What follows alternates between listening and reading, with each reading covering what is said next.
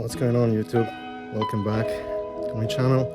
So this is gonna be a short video for you, yes, for me, no, because as I mentioned before, I'm going to ride to Harley-Davidson dealership to pick up some custom parts. So the total distance is like 197 kilometers, which is like 122 miles.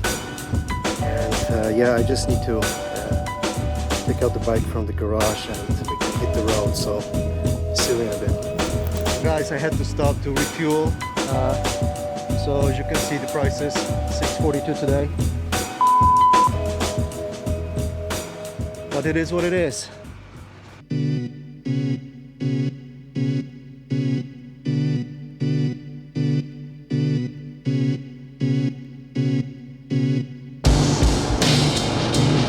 Hey guys, I hope you can hear me.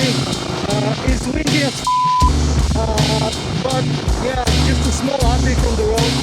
I still have 159 kilometers to the destination. The weather condition is actually pretty good, except the wind. No delays. I have an appointment at 1:20 p.m. So there's a bunch of people waiting for me. And yeah, this is it.